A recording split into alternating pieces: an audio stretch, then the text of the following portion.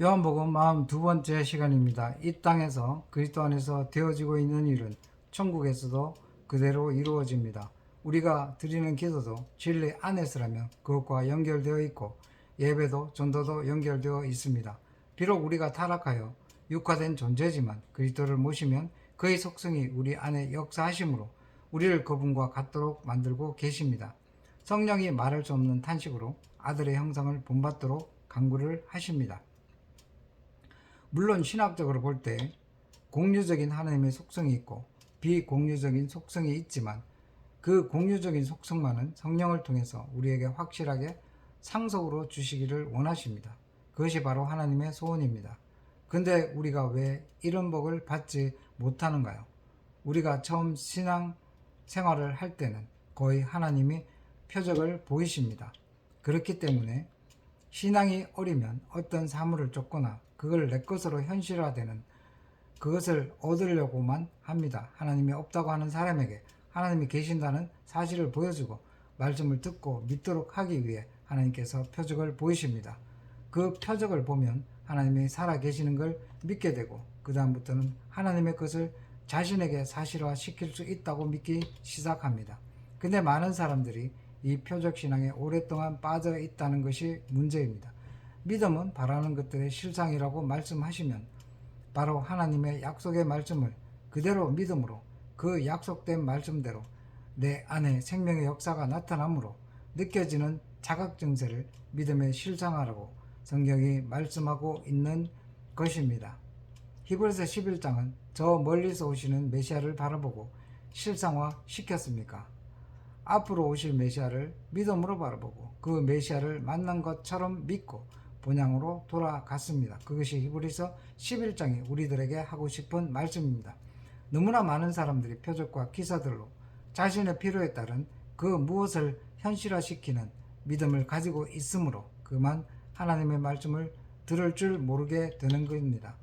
표적은 바로 하나님이 우리를 말씀 앞으로 불러내는 단계인데 잘못하면 많은 성도들이 너무 오랫동안 거기에 머물므로 어린아이의 믿음을 가지고 육체의 소욕을 얻으려고 노력하는 것이 지금의 기독교의 큰 문제입니다. 물론 우리가 하나님의 일을 할 때 하나님께서 사람에 따라 삶의 평안과 안정과 안락한 환경을 보상하지 않는 분은 절대 아닙니다. 만약 내가 바라는 것이 이 생뿐이라면 이 세상에서 제일 불쌍한 자가 되겠죠. 다윗의 신앙은 요즘의 기독교인들의 신앙과 같지 않습니다. 내가 하나님을 잘 믿으니 위대한 왕이 되었고 내가 하나님을 잘 믿으니 전쟁을 잘하는 장수가 되었다가 아니고 그는 하나님이 그에게 구원의 즐거움을 주셨다고 노래합니다. 그는 주를 노래할 수 있는 복을 하나님이 주셨다고 자랑합니다. 그래서 다윗은 이렇게 고백합니다. 여호와는 나의 산업과 잔의 소득이시니 나의 분깃을 지키시나이다. 시편 16편 5절 말씀입니다. 다시 말하면 다윗이 평생 얻는 것은 오직 여호와밖에 없었습니다. 그래서 그는 여호와는 나의 목자시니 내게 부족함이 없다입니다. 시편 23편에서도 여호와는 나의 목자라는 상징적 존재로만 계시는 것이 아니라 영혼도 소생시키시는 분, 사막의 엄침한 골짜기를 갈 때도 여호와는 나는 너의 목자야 하고 말로만 하시는 분이 아니라 지팡이와 막대기로 위로하시는 분이셨습니다. 거기서 목자는 위로의 목자이시며 원수의 목전에서는 상을 베푸시는 목자이십니다. 기름을 머리 위에 부으시고 잔을 넘치게 하시는 목자이십니다. 그리고 평생에 반드시 선하심과 인자하심으로 따르는 목자이십니다. 다윗은 성도가 여호와의 집이 되어서 하나님을 얻는 것이 인생의 종국적인 이득임을 노래합니다. 하나님을 믿는 믿음으로 눈에 보이는 현실을 얻는 것, 그것을 믿음으로 얻는 것의 전부라고 생각하지 마십시오. 그런 것은 영원한 것이 아닙니다. 다만 그런 것은 우리를 세상과 죄와 사망에서 불러내시고 우리를 위로하시는 한순간의 표적일 뿐 그것은 영원한 믿음의 증거가 아닙니다. 우리를 고난을 통해 세상의 나그네로 살게 하심은 제발 이제 눈에 보이는 것을 복으로 삼지 말고 환난과 고난 가운데 내게 애써 부르짖어 봐라.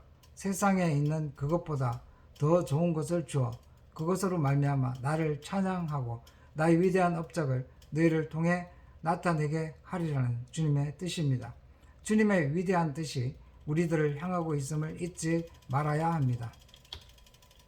지금 세속의 종교의 똑같은 목적은 그 신앙 행위를 통해서 하나님이 가지신 그 무엇을 자기의 것으로 현실화시키려는 노력입니다.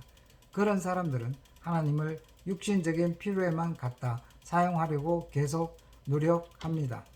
요나의 표적은 가난한 사람이 부자가 된 것이 아니라 하나님의 말씀을 안 듣던 요나가 하나님의 말씀을 듣는 요나로 바뀌게 되었다는 사실임을 잊지 말아야 합니다. 요나의 존재의 질적인 변화가 일어났다는 말입니다. 악하고 엄란한 세대가 표적을 구하지만 나는 이들에게 요나의 표적 외에는 보여줄 것이 없다고 주님이 말씀하셨습니다.